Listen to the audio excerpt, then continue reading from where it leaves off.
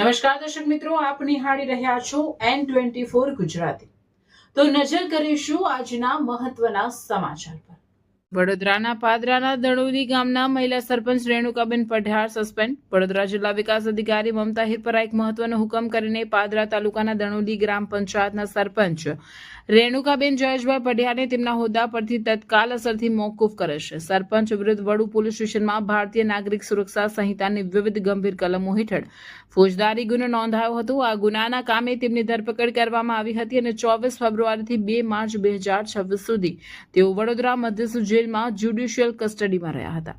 ગુજરાત પંચાયત અધિનિયમ 1993ની કલમ 59(1) મુજબ જો કોઈ સરપંચ સામે ફોજદારી કાર્યવાહી ચાલતી હોય અથવા જેલમાં અટકમાં રાખવામાં આવ્યા હોય તો તેમને હોદ્દા પરથી મોકૂફ કરી શકાય છે।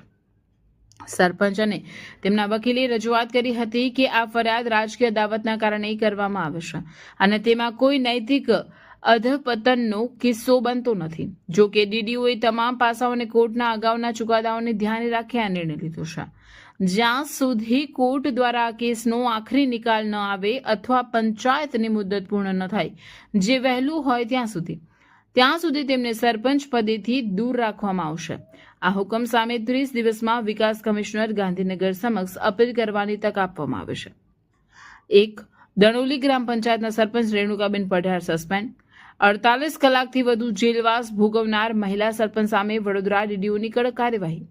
પાદરાના દણોલી ગામના સરપંચની કલમ 59(1) હેઠળ હોદ્દા પરથી મોકૂફ કરાયા।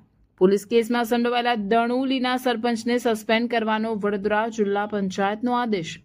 રાજકીય અદાવતની દલીલો વચ્ચે વડોદરા ડીડીઓએ સરપંચને કર્યા મોકૂફ।